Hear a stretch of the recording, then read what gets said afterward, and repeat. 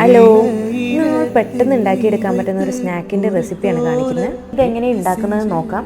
നമ്മളിവിടെ എടുത്തിരിക്കുന്നത് 1 കപ്പ് മൈദയാണ്. ഇത് നന്നായിട്ട് അരിച്ചെടുത്ത മൈദയാണ്. ഇതിലേക്ക് ആവശ്യത്തിനുള്ള ഉപ്പ് ഇട്ട് കൊടുക്കുക. 3 സ്പൂൺ നെയ്യും കൂടി ചേർത്ത് നന്നായിട്ടൊന്ന് ഇതൊന്ന് കൈ വെച്ചിട്ട് യോജിപ്പിച്ചെടുക്കുക. ഇനി ഈ മാവിലേക്ക് കുറച്ച് വെള്ളം ഒഴിച്ച് ചപ്പാത്തിക്കൊക്കെ കുഴച്ചെടുക്കുന്ന പോലെ കുഴച്ചെടുക്കാം. ഇനി ഈ മാവ് എടുത്തിട്ട് ഒരു 10 മിനിറ്റ് റെസ്റ്റ് ചെയ്യാൻ വെക്കാം. 10 മിനിറ്റിന് ശേഷം മാവ് നല്ല സോഫ്റ്റായി വന്നിട്ടുണ്ട്. ഇനി ഇത് നമുക്ക് ഓരോ ഉരുളകളാക്കി മാറ്റാം. എടുത്തിരിക്കുന്ന പൊടി ഒരേപോലെയുള്ള ഒരു 5 ഉരുളകളാണ് കിട്ടിയിട്ടുള്ളത്. ഇതിൽ നിന്ന് ഒരു ഉരുള എടുത്ത് അതിൻ്റെ മുകളിൽ കുറച്ച് പൊടിയും വിതറി പത്തിരിക്കൊക്കെ പരത്തണ പോലെ നമുക്ക് പരത്തിയെടുക്കാം.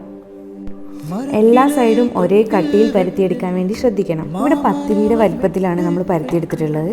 ബാക്കിയുള്ള ഉരുളകളും ഇതേപോലെ ഈ വലിപ്പത്തിൽ തന്നെ പരത്തിയെടുക്കാം. എല്ലാ ഉരുളകളും പരത്തിയെടുത്തതിന് ശേഷം ഒരു പത്തിരി എടുത്ത് അതിന് മുകളിൽ കുറച്ച് എണ്ണ തേച്ച് കൊടുക്കുക. അതിനുശേഷം കുറച്ച് പൊടിയും കൂടി ഇട്ട് വേറൊരു പത്തിരി അതിന് മുകളിൽ വെച്ച് പ്രസ് ചെയ്ത് കൊടുക്കുക. ബാക്കിയുള്ള പത്തിരികൾ കൂടി ഇതുപോലെ തന്നെ ചെയ്തെടുക്കുക. എല്ലാ പത്തിരി ഇങ്ങനെ ചെയ്തതിന് ശേഷം ലാസ്റ്റത്തെ പത്തിരിൻ്റെ മുകളിൽ കുറച്ച് എണ്ണ പുരട്ടി ഇങ്ങനെ ഓരോ സൈഡ് വെച്ചിട്ട് ചുരുട്ടി കൊടുക്കുക.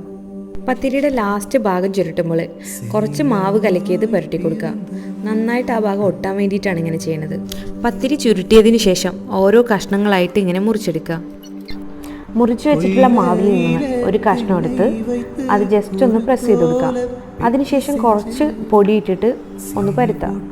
ബാക്കിയുള്ള എല്ലാ മാവുകളും ഇതുപോലെ തന്നെ ചെയ്ത് ഫ്രൈ ചെയ്യാനായിട്ട് മാറ്റി വെക്കാം.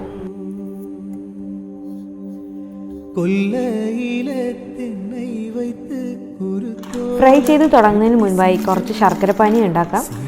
ഇവിടെ റോയൽ മാർക്കിൻ്റെ ശർക്കരയാണ് എടുത്തിട്ടുള്ളത്. സാധാരണ ശർക്കരകളിൽ കരടൊക്കെ ഉണ്ടാവാറുണ്ട്. ഇത് കരടൊന്നും ഇല്ലാത്ത നല്ല ശർക്കരയാണ്. ഒരു പാനിൽ 2 ശർക്കര ഇട്ട് അതിലേക്ക് കുറച്ച് വെള്ളം ഇട്ടിട്ടാണ് നമ്മൾ മെൽറ്റ് ചെയ്തെടുക്കുന്നത്.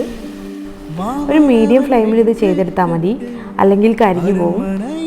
ശർക്കര മെൽറ്റായി വന്നിട്ടുണ്ട്. ഇനി ഇതിലോട്ട് 4 ചതച്ച ഏലക്ക കൂടി ചേർത്ത് കൊടുക്കുക. ശർക്കരപ്പാനി റെഡി ആയിട്ടുണ്ട്. ഇനി ഇത് ചൂടാറാനായിട്ട് മാറ്റി വയ്ക്കാം. ശർക്കരപ്പാനിയും ചൂടാറുമ്പോഴേക്കും ഫ്രൈ ചെയ്തെടുക്കാം. അതിനുവേണ്ടി ഒരു പാത്രം വെച്ച് ഫ്രൈ ചെയ്തെടുക്കാനുള്ള വെളിച്ചെണ്ണ ഒഴിക്കുക.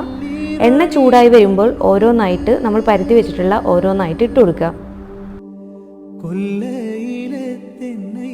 ഒരു സൈഡ് കളറൊക്കെ മാറി പാകമായി വന്നിട്ടുണ്ട്. ഇതെല്ലാം ഒന്ന് തിരിച്ചിട്ട് കൊടുക്കുക. ഇപ്പോൾ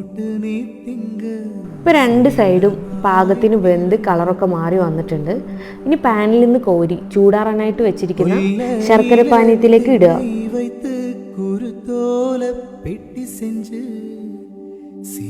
2 മിനിറ്റ് ഇതിൽ മുക്കി വെച്ചതിന് ശേഷം നമുക്ക് എടുക്കാവുന്നതാണ്. എടുത്ത് കട്ടൻ ചായൻ്റെ കൂടെ ഒക്കെ കഴിക്കാൻ നല്ല അടിപൊളി ടേസ്റ്റാണ്. എല്ലാവരും ഉണ്ടാക്കുക, ഉണ്ടാക്കിയിട്ട് അഭിപ്രായം പറയാം.